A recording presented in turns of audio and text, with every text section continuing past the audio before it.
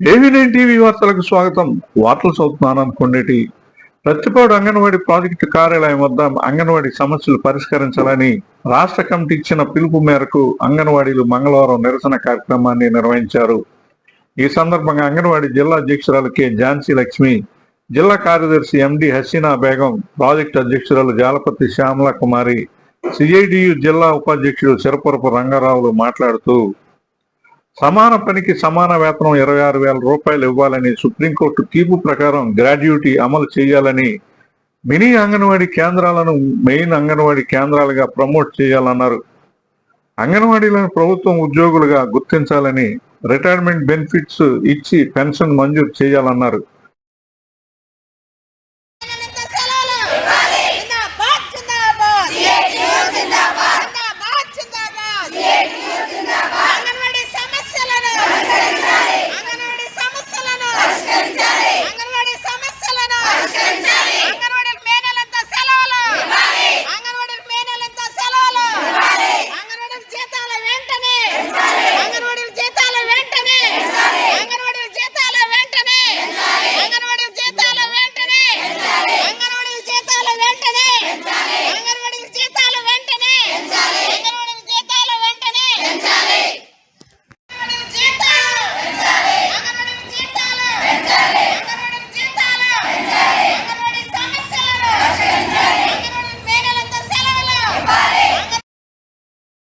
వేసవి సెలవులు మే నెలంతా ఇవ్వాలని, టీఏడిఏలు బిల్లులు తక్షణమే ఇవ్వాలని వారు డిమాండ్ చేశారు.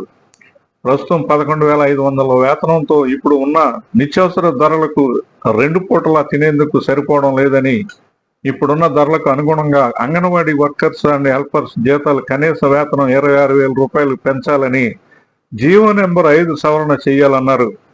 గ్రాడ్యుటీ నిర్దిష్టమైన గైడ్లైన్స్ ఇవ్వాలని, తదితర అంగన్వాడీ సమస్యలు పరిష్కరించాలని రాష్ట్ర ప్రభుత్వాన్ని కోరారు. ఈ నిరసన కార్యక్రమంలో కె ప్రసన్న, జి దానే Swarupa, R Anuradha, Kanakalatha, Kalyani, Jayalakshmi, Dhanalakshmi, Krishnakumari, anganwadi workers and helpers union సభ్యులు తదితరులు పాల్గొన్నారు. ఏవీ9 టీవీ న్యూస్, ప్రతిపాడు.